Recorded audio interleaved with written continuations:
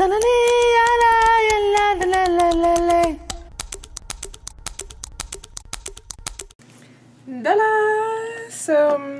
à toutes et à tous. Aujourd'hui, je vais vous répondre encore à quelques questions qui m'avaient été envoyées et je m'excuse de prendre autant de temps, mais c'est, comme je vous l'ai dit, c'est un peu difficile quand on a de plus en plus de gens, donc de plus en plus de commentaires, donc de plus en plus de questions qui nous viennent. Mais dans cette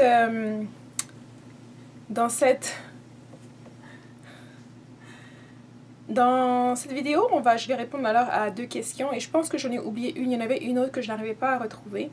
Donc s'il te plaît, si tu m'avais posé cette question-là, tu peux la reposer sous cette vidéo et je verrai par la suite pour y répondre. Donc on a une question qui me vient d'Instagram et elle est très reliée aux commentaires. Je vais commencer peut-être par le commentaire. Le commentaire dit ceci, c'était en relation avec ma vidéo sur la paresse spirituelle que je vais mettre en lien ici ou là. Alors, donc cette personne disait sous la vidéo, ok. Ceux qui ne rentrent pas dans le moule sont diabolisés, catégorisés, cancres, hyperactifs, destinés à une vie de raté. Or, ce sont des personnalités différentes, douées de forte intelligence et conscience des choses, des potentiels gâchés. L'école est extrêmement valorisée alors que ce n'est qu'un lieu de formatage. Il suffit de regarder le fonctionnement de la communauté scientifique ou les centaines de témoignages de chercheurs mis sur le banc et la paille parce qu'ils ont une vision différente ou, pire, découvert quelque chose qui remet en question la science établie.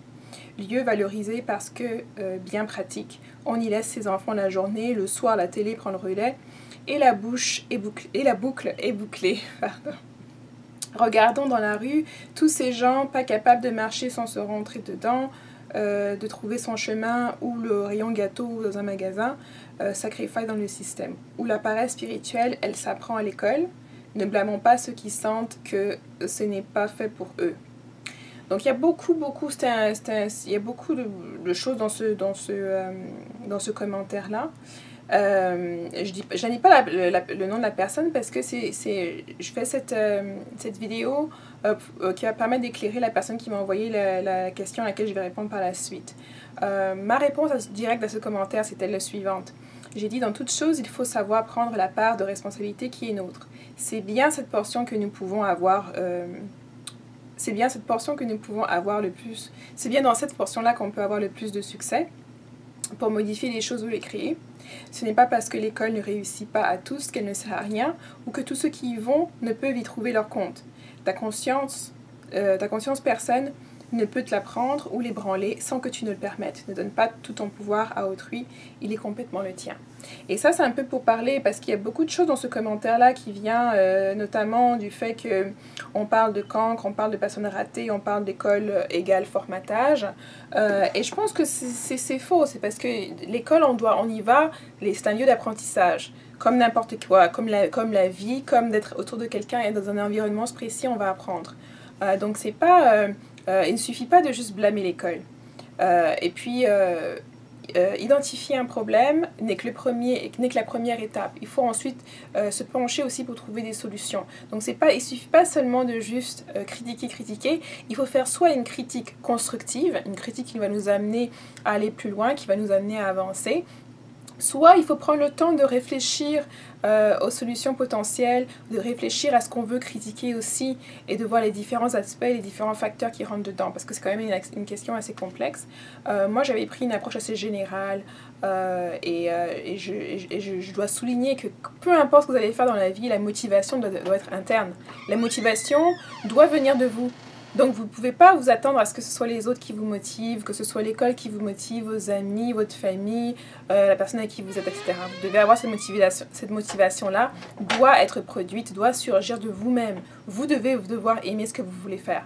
Maintenant, en termes de... Quand vous avez, je pense qu'un peu partout, les lois exigent que vous alliez à l'école jusqu'à l'âge de 16 ans.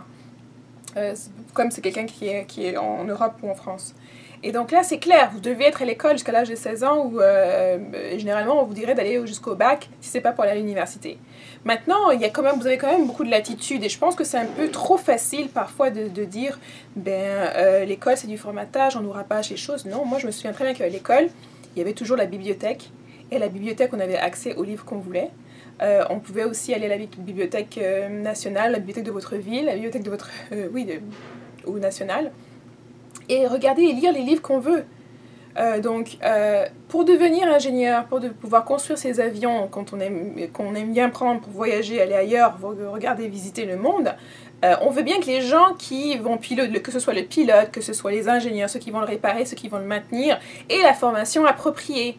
Alors, c'est pour ça que je dis, parfois, il ne faut pas tout jeter par la fenêtre parce qu'il y a des petites choses qui ne nous conviennent pas ou parce qu'il y a des petites choses qui ne sont pas bien, tout simplement. Tout a des défauts, il n'y a rien qui est parfait. Ici, je pense que vous n'avez pas trouvé quelque chose ici dehors qui est complètement parfait. Il y a toujours quelque chose qu'il faut améliorer.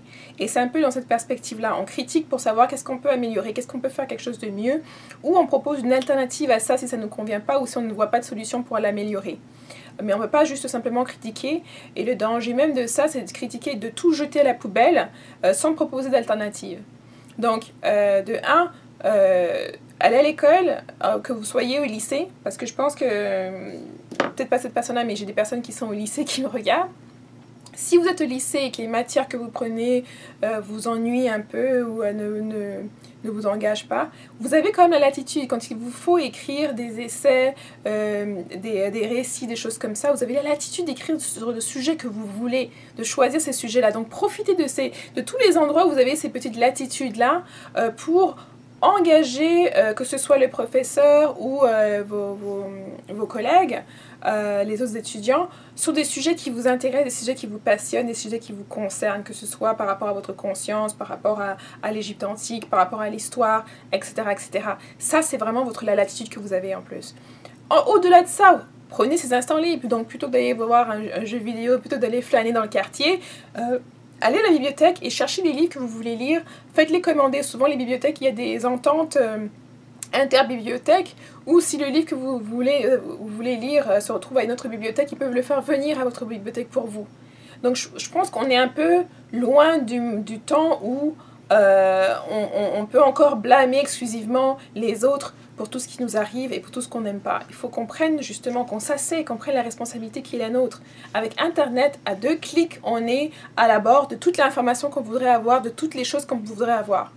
Et c'est très important ça, parce que justement, si vous savez que vous avez, je sais pas moi, 15 heures de cours ou 10 heures de cours qui ne vous intéressent pas du tout, que vous êtes tenu de faire, parce que c'est le système un peu partout, d'aller à l'école, et d'apprendre, de savoir faire un minimum de base en mathématiques et dans toutes les autres matières, allez à l'école, allez en classe.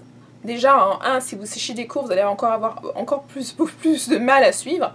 Donc, 50% de ce qu'on apprend, c'est ce qu'on entend lorsqu'on est en cours, lorsqu'on est présent et lorsqu'on est attentif. C'est 50%. Donc, quand on arrive à la maison, on relit, on fait les exercices. C'est pour juste rafraîchir notre mémoire par rapport à ce qu'on a déjà entendu et puis s'exercer aux différentes pratiques de ce qui nous est demandé pendant le moment de l'examen. C'est tout ce que c'est. C'est pas, vous ne devriez pas être chez vous à apprendre, à faire comme si c'était quelque chose de nouveau. Normalement, généralement, la leçon, on l'a fait en classe.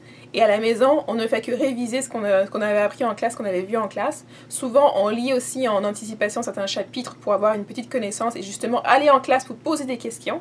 Donc, c'est souvent trop facile de juste dire « Oh, le sujet, c'est du bourrage de crâne, c'est du rabâchage. » Parce que je suis désolée, si vous avez des ambitions pour faire quoi que ce soit en astronomie, en aéronautique, en aérospatiale, en médecine, il va falloir apprendre s'il n'y a pas autour de ça. Et d'ailleurs, vous verrez bien votre attitude si vous allez à l'hôpital et que la personne vous dit, le médecin que vous avez, c'est celui qui a tout raté, en fait, qui n'a pas eu son diplôme parce qu'il s'ennuyait, il voulait juste être médecin.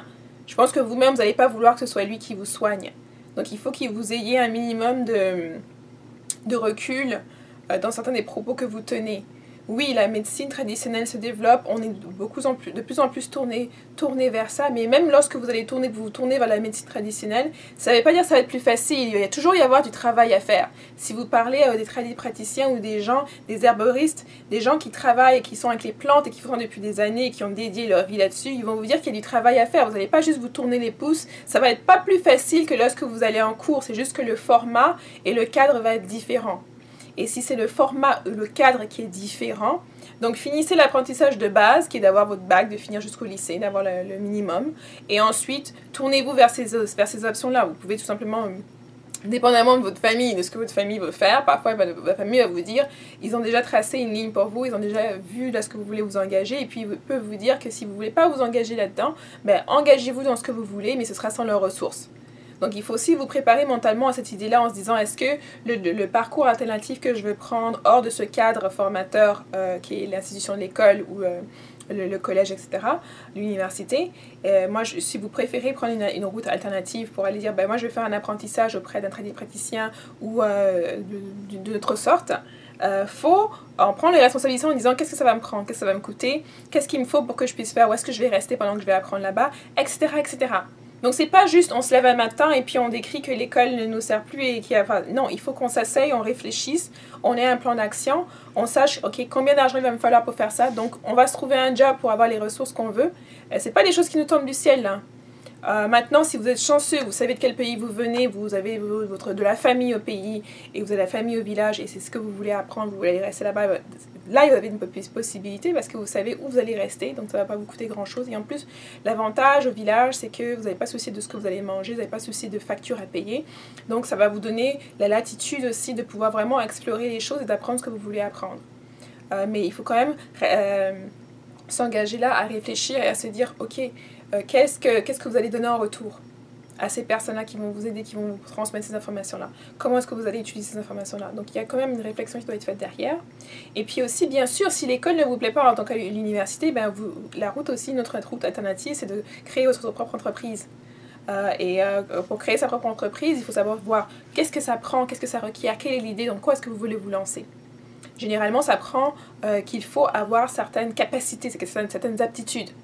Donc, par exemple, quelqu'un qui irait plutôt dans un lycée technique ou qui irait faire une formation technique, que ce soit plombier, électricien ou autre, c'est quelqu'un qui acquiert justement des atouts, qui acquiert des connaissances qui vont lui servir au jour le jour parce que c'est des connaissances que les gens dans la vie commune ont besoin. Genre, certains regardent un peu de haut le plombier, mais dites-moi, quand vous avez un problème de plomberie, vous êtes bien content d'appeler le plombier d'urgence et qu'il vienne vous rendre ce service-là. Donc ce sont des métiers où il faut avoir justement une certaine capacité, des aptitudes qui sont utiles à la société, qui peuvent aider les autres. Donc parfois on veut se lancer dans toutes ces choses, des choses qui sont très très théoriques, qui sont très très abstraites, notamment aussi tout le monde veut maintenant écrire un livre, et vous devez savoir que souvent même les gens ont leur propre entreprise et ils écrivent un livre.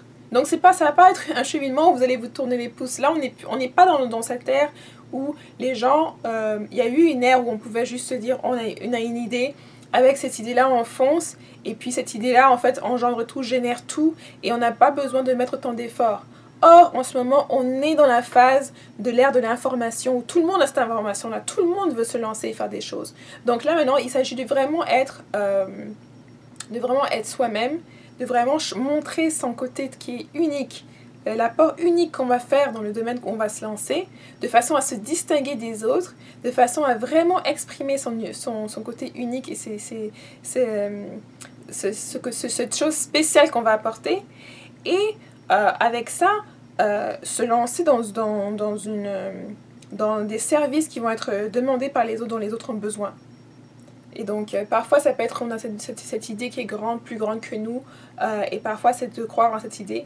Parfois, c'est aussi d'analyser cette idée, de se demander d'où est-ce qu'elle vient. Est-ce qu'on est la personne qui peut la mettre en application? Peut-être que c'est une idée qui vient pour quelqu'un d'autre. Mais, quelle que soit la voie que vous allez prendre, ça va pas être une voie qui va être, vous allez vous tourner les pouces et les choses vont se faire d'elles-mêmes. Vous allez devoir y mettre de l'énergie, vous allez devoir y mettre du temps. Parfois, ça prend beaucoup, beaucoup de temps pour voir enfin ce qu'on veut s'accomplir, ce qu'on veut accomplir, c'est réaliser.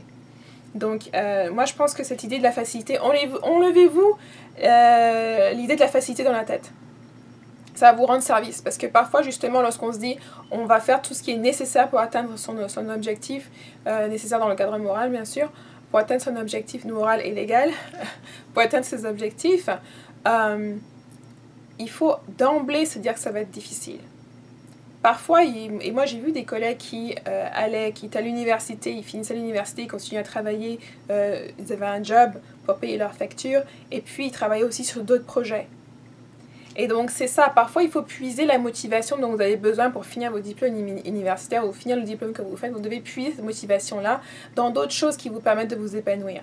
Donc peut-être le fait que vous avez cette idée de projet, lorsque vous rentrez de cours, une fois que vous avez fini vos devoirs, vous foncez dans ce projet-là, travaillez dessus, ça va vous donner l'énergie, la passion, ça va vous permettre d'exprimer cette passion-là, de la ressentir, assez pour que le lendemain vous puissiez vous lever et recommencer la journée. Ainsi de suite, et puis passer le week-end. Si vous avez vraiment quelque chose qui vous passionne tellement plus que l'école, ça devrait se voir justement dans votre comportement, ça devrait se voir dans votre emploi du temps. Où est-ce que vous mettez votre temps, comment est-ce que vous passez votre temps. Et puis ça devrait se voir aussi dans votre attitude quand vous parlez de ce projet-là, quand vous parlez de ça, et dans votre vision du futur où vous pourrez amplement juste ne faire que vivre et jouir de ce projet-là, ou de ces projets-là. Donc c'est très important d'avoir ça en tête.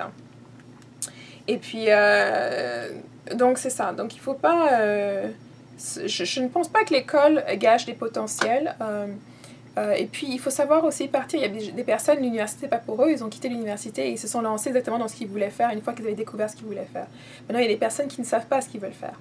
Donc aller à l'université, ça te permet aussi d'avoir quelques options. Des options assez restreintes, je le conçois, mais ça te permet d'avoir des options que juste de te tourner les pouces à la maison en disant que tu ne sais pas ce que tu dois faire. Après aussi, en plus, en Europe, l'université est gratuite, vous n'avez même pas à payer pour ça, donc je ne vois même pas...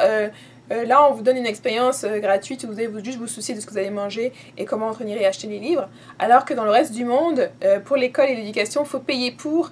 Et le nombre de personnes qui ont payé très cher pour un diplôme dans lequel finalement ils ne veulent pas travailler est grandissant.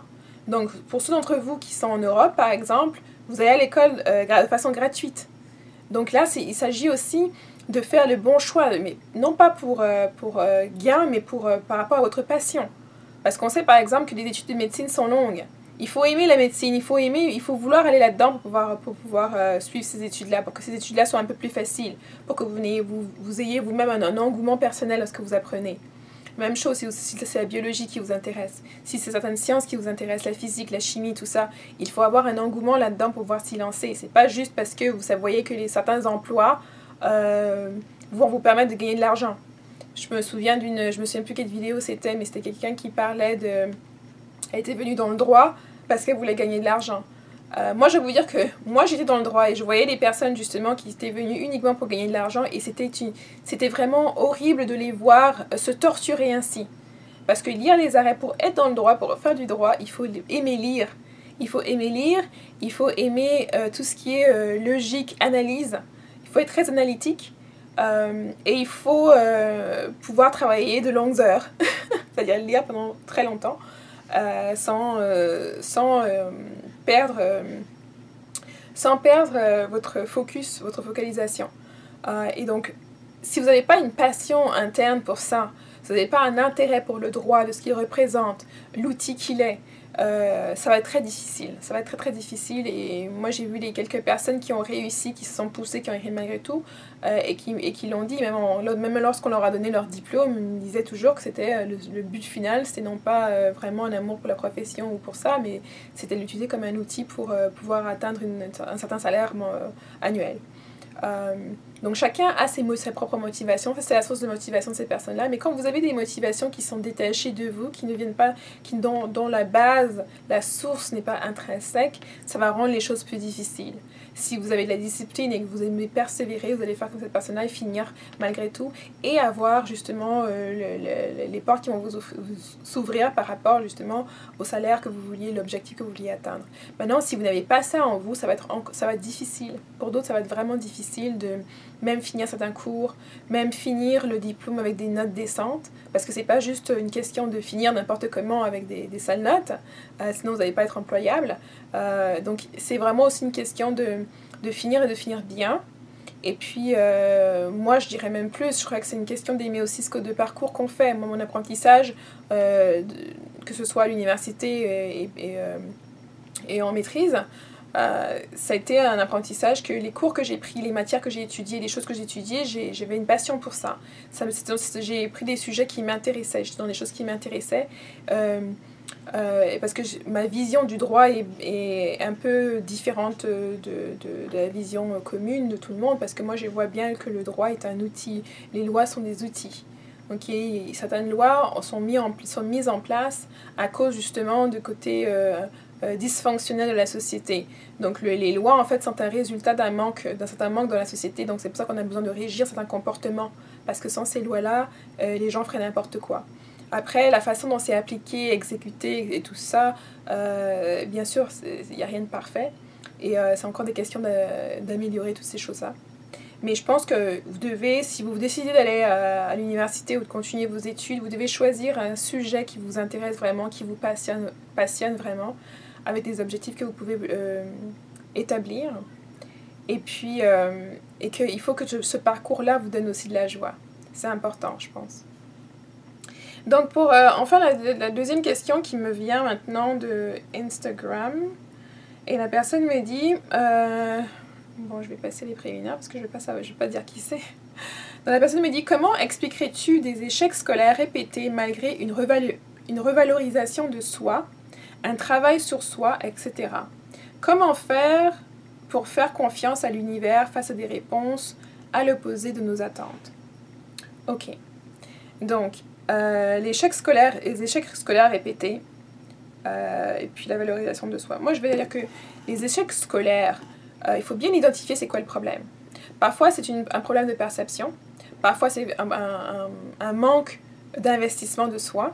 C'est-à-dire que moi, j'ai mentionné tout à l'heure que quand vous allez à l'école, dans le cadre scolaire, étudier 50% de ce que vous allez apprendre, c'est à travers votre présence en classe. 50%.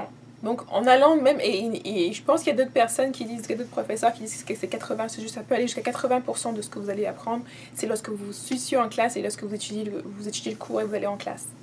C'est 80%. Maintenant, il s'agit, qu'est-ce que vous faites lorsque vous êtes hors du cours?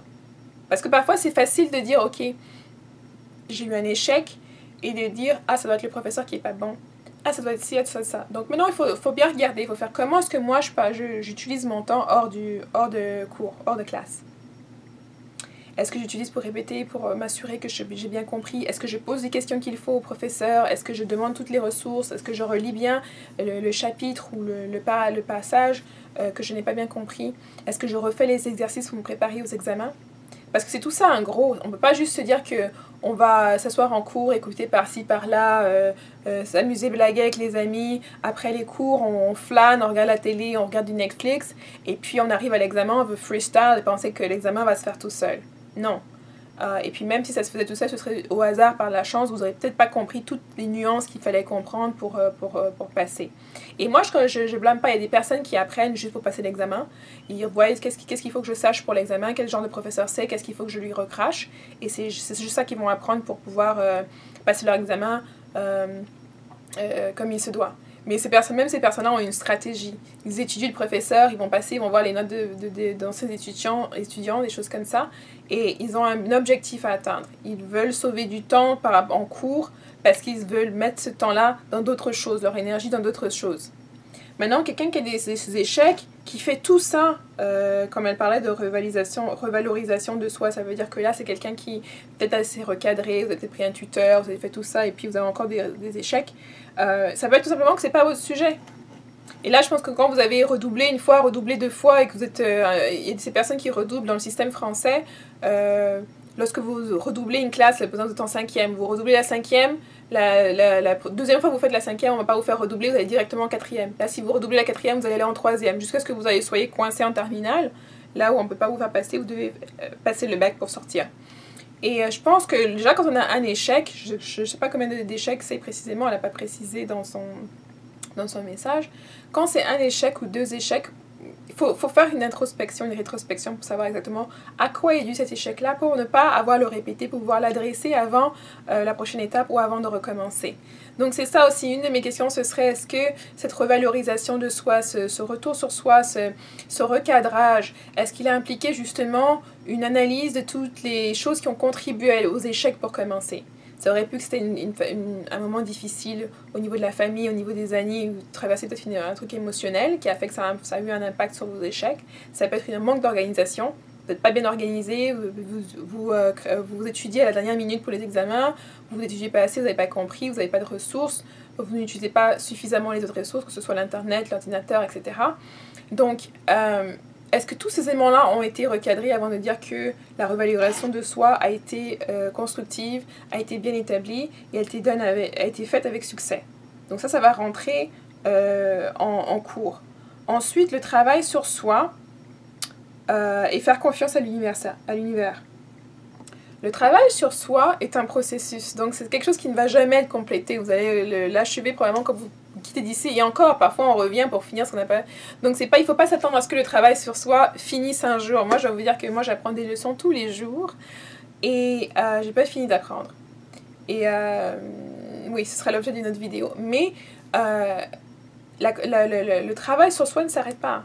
Il n'y a pas de ligne finale où vous allez dire « Ok, moi j'ai fini, ça y est, à 18 ans j'ai fini, ou à 66 ans j'ai terminé, le travail sur moi est terminé, donnez-moi un bout de papier, un diplôme. » Non, c'est pas comme ça que ça marche. Et le travail sur vous-même, vous n'allez pas vraiment pouvoir en voir toutes les choses si vous ne voulez pas aller en profondeur. On peut rester en surface, on peut essayer de faire le ménage en surface en se disant « Ok, je me pointe à l'heure », en faisant tout le minimum en fait de surface. Sans vraiment vous demander c'est quoi le problème dans le fond.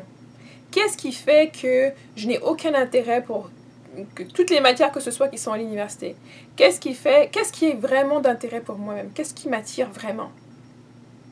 Parce que, est-ce que c'est l'école le problème? Est-ce que vous avez juste envie de vous coucher, de rester couché toute la journée à ne rien faire? Il faut vraiment saisir là où se trouve le problème et la source du problème. Est-ce qu'à l'école, c'est à cause des matières que vous apprenez, des professeurs, de la façon dont on vous inculque? Ou est-ce que c'est simplement aussi, parfois ça peut être aussi une paresse énorme qui est à l'intérieur, un manque de confiance en soi, ça peut aussi être, tout simplement. Vous arrivez, vous avez bien tout appris, et puis là vous commencez à douter de vous mélangez tout, vous oubliez même ce que vous avez appris juste parce que vous êtes nerveux ou nerveuse. Et là, ça enclenche une boule de neige qui grossit au fur et à mesure que vous ratez les examens, vous ratez les choses que vous devez faire, et après c'est un échec total. Donc il faut vraiment, le travail sur soi, c'est quelque chose où parfois on identifie des choses qu'on ne savait même pas qu'on avait un problème dessus en faisant du travail sur soi. Ça surgit tout à coup, il y a une personne qui revient de votre passé, qui vous montre quelque chose, qui réveille quelque chose en vous, que vous ne pensiez même plus que c'était là. Travail sur soi, c'est aussi de se regarder de façon assez objective en se disant « Ok, là, ça n'a pas marché. Tout ce que j'ai fait jusqu'à présent m'a amené à cet échec. Donc, il faut que j'analyse tout ce que j'ai fait. Et une des choses qu'il faut comprendre, c'est que si vous répétez les choses que vous avez faites, ben, vous allez avoir le même résultat. Je crois que c'est même la définition de la folie. Faire toujours les mêmes choses et s'attendre à un résultat différent. Et donc, une grosse étape, c'est de faire justement quelque chose de complètement différent, de prendre une différente approche des choses. Donc, c'est pas juste une revalorisation, c'est de prendre une différente approche. Donc, par exemple, si je dis quelqu'un qui n'allait pas en cours, qui ne faisait pas ci, il va peut-être aller virer complètement à l'extrême pour se dire « Ok, là, je vais être en point, je vais faire mon emploi du temps, je vais étudier telle matière, je vais m'assurer de faire des examens en prep, je vais peut-être aller voir aussi parler au professeur. Si je ne posais aucune question avant, là, je vais commencer à poser des questions lorsque je ne comprends pas, lorsque je me sens larguée. Ou si je ne peux pas poser des questions en cours, je vais aller voir le professeur. Je vais peut-être aussi demander à mes amis qu'est-ce qu'ils ont compris pour comparer notre compréhension. » Je vais faire des notes, moi, je vais prendre de bonnes notes, je vais réviser mes notes, je vais faire des exercices de préparation, je vais peut-être demander à quelqu'un qui a pris le cours avant d'avoir une session pour me faire donner du tuteur, pour être mon tuteur dans un cours. Il y a tellement de ressources derrière qu'il n'y a aucune excuse au final. Et c'est pas non plus la peine de mettre les moyens, parce que de nos jours, les moyens, on peut en trouver. On peut échanger des renseignements sur un truc, on peut échanger ça contre un livre, il y a tellement de choses qu'on peut faire comme troc pour avoir toutes les ressources au bout qu'on veut, avoir accès à Internet et comparer d'autres choses, même aller dans d'autres cours pour voir un peu comment est-ce que les notes, parfois il y a beaucoup de personnes qui partagent leurs notes sur Internet, qui partagent des informations, des résumés sur Internet. Au moins, c'est pas pour que vous allez faire du copier-coller, c'est pour que vous puissiez regarder et avoir une idée de la matière en tant que telle. Donc, il s'agit bien ici de beaucoup regarder tout ça et de vous demander justement quel est votre rapport, quelles sont les choses que vous êtes en train de faire et d'accepter que même ceux qui travaillent sur eux, même ceux qui ont confiance en eux, vont avoir des échecs et c'est tout à fait normal. Parce que c'est les moyens qui nous font aussi tomber, qui nous font douter de nous pour qu'on puisse se relever et avancer, réviser, prendre une différente approche, prendre des routes qu'on n'aurait peut-être pas prises autrement et puis continuer sur cette voie-là. n'abandonnez pas justement. C'est aussi une question de persévérance. Il faut savoir continuer pour ne pas abandonner les objectifs qu'on s'est fixés, pour pouvoir arriver au bout. Et puis en ça, je pense que c'est plus... Parfois, il s'agit aussi de diviser les étapes pour avoir aussi plus de confiance en soi. On divise ça en petites étapes, comme ça, les petits morceaux sont plus faciles à faire. Et au fur et à mesure qu'on accomplit ces petits morceaux-là, on gagne de la confiance en soi et on arrive justement. Moi, j'ai eu beaucoup de séances avec des clientes où une cliente va me dire « Oh, moi je pense que l'univers ne me soutient pas, j'ai tellement de problèmes. » Et puis quand on a cette session-là, on peut regarder certains éléments pour justement identifier pour pouvoir identifier les choses qui montrent que l'univers nous soutient tout le temps. Il nous fait des clins d'œil, il nous fait des petits gestes. Et c'est juste que parfois on ne remarque pas, parfois on est trop préoccupé par quelque chose de négatif, par quelque chose qui nous distrait. Et on ne remarque même pas les choses qui sont là pour justement nous montrer qu'on est soutenu, l'amour qui est autour de nous, les choses qu'on nous offre, les clins d'œil, les sourires, les fous rires, la joie qui est autour de nous. Parfois, on peut être préoccupé par quelque chose de négatif ou une peine de cœur ou quelque chose comme ça qui va nous empêcher en fait de voir le bien, de voir ce qui nous est donné, ce qui nous est offert, les cadeaux qui nous sont offerts. Et donc, en prenant un peu de recul, parfois avec l'assistance de quelqu'un d'autre, justement, cette personne-là qui n'est pas dans la situation peut voir avec vous de façon externe pour vous pointer aux différentes choses que vous n'avez pas pris garde parce que vous étiez justement dans cette distraction-là. Mais je pense que l'univers, ce qu'on appelle l'univers, ce que certains préfèrent dire Dieu ou les pouvoirs, les ancêtres ou la formulation que vous préférez faire, lorsqu'on a confiance en soi et qu'on comprend sa mission. Parce que parfois c'est aussi ça, si vous comprenez votre mission, vous allez justement shifter en vous disant, peu importe ce qui m'est envoyé, peu importe ce qui vient à moi, c'est quelque chose qui va pouvoir m'enrichir, c'est quelque chose qui va me permettre d'avancer. Positif, négatif, neutre, peu importe. Et quand vous avez un peu cette attitude-là, ça vous permet maintenant à ne plus voir les choses comme des obstacles, ça vous permet à voir des choses, vous avez des choix qui sont amenés à vous. Parfois vous-même vous demandez des choix, donc des situations se présentent à vous et il vous suffit de choisir. Et il y a des choix qui sont plus difficiles que d'autres. Il y a des choix qui sont risibles. Il y a des choix qui vont vous faire mal sur le moment. Il y a des choix qui vont vous emmener dans une direction et vous emmener découvrir des choses que vous-même vous n'auriez pas espéré découvrir. Et il y a aussi cet élément de surprise justement, et je pense que c'est ça, l'élément de surprise, le fait que vous ne savez pas tout n'est pas juste tracé. Parfois on vous donne un petit clin d'œil de quelques secondes, quelques petites choses qui peuvent se passer dans le futur, qui peuvent vous aider à anticiper certaines choses, mais on ne vous donnera jamais tout. Donc c'est aussi par anticipation, vous devez aussi marcher avec cette confiance en vous, de vous dire que quoi qu'il arrive de toute manière, vous avez les outils qu'il vous faut, vous avez la motivation qu'il vous faut pour continuer, pour persévérer, pour y arriver. Et je pense que cette vidéo aujourd'hui, c'est aussi pour vous rassurer là-dessus. Vous avez tous les outils qu'il vous faut, il n'y a pas de situation insurmontable. Moi j'ai discuté avec des femmes qui ont survécu les génocides, qui ont survécu le viol, qui ont survécu toutes sortes de choses que même la plus calme d'entre nous se serait dit qu'elle allait mourir face à ça. J'ai parlé avec des hommes qui ont vu leurs enfants mourir dans leurs bras, qui ont vu leurs enfants, leurs femmes se battre contre certaines maladies, qui ont emporté leurs femmes, des choses comme ça, et qui sont encore là, et c'est pas eux qui se plaignent bizarrement. Ceux qui ont survécu ces choses que nous on estimerait d'être horribles, impensables, imaginables, c'est souvent pas eux qui se plaignent de ce que la vie leur a offert ou de ce que l'univers leur montre. Au contraire, souvent ils disent qu'ils se sont découverts une force différente, une force intérieure, qu'ils se sont découverts aussi un cheminement qui leur est propre, et qu'ils comprennent ça. Et donc c'est un peu ça que je vous invitais à faire, à prendre un peu de la latitude lorsque vous êtes dans ces coups bas, où vous pensez en fait que plus rien ne vaut la peine. Prenez un peu de recul et sachez que l'univers est toujours à votre écoute. Il vous envoie, vous êtes exactement là où vous devez être, et vous avez tous les choix que vous voulez faire si vous voulez sortir de l'endroit où vous êtes pour aller ailleurs, ou si vous voulez continuer sur la route sur laquelle vous êtes. mais sachez que vos questions sont toujours... vous aurez toujours réponse à vos questions, les questions qui sont internes, et vous allez toujours vous rapprocher justement de votre cheminement interne, c'est ça que vous cherchez.